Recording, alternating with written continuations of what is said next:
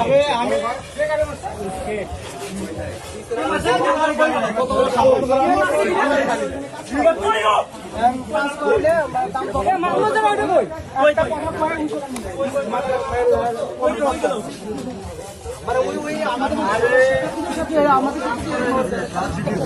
আমি ওই 100-280 টাকা আমি বলছি 200 টাকা দিব।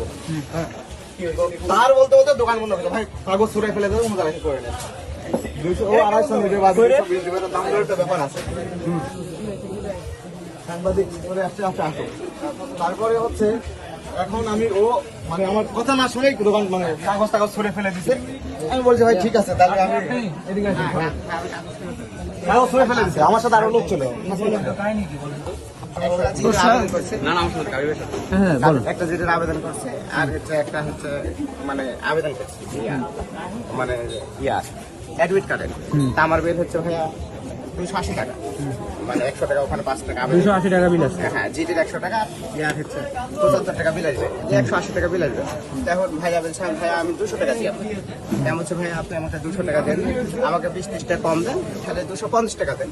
সে বলছে না ভাই আমি 200 টাকা দিই তা বলছে তাহলে 200 টাকা তো হচ্ছে না আমার হচ্ছে 180 টাকা হচ্ছে আপনি 30 টাকা কম দিতে পারেন ভাইয়া আছে এভাবে বললাম যে তাহলে আপনি 250 টাকা দেন তা না আর এখন তো সময় যখন হয়ে গেছে পাশে যাওয়া তা আমি হচ্ছে কাগজটা রেখে তাহলে আমি বলছি তাহলে ভাইয়া 200 টাকা দিতে হয় তাহলে অন্য আর 5টা দোকান আপনি করে নেন কাজটা দিয়ে ফেলে দিয়েছেন না না কাগজ ফেলে দিই কাগজটা ওখানে আছে ওখান থেকে ওখানে রাখছেন। এখন ভাইকে আমি বললাম যে আপনি যদি আপনি বাইরে আসেন আপনি দোকান খুলবেন না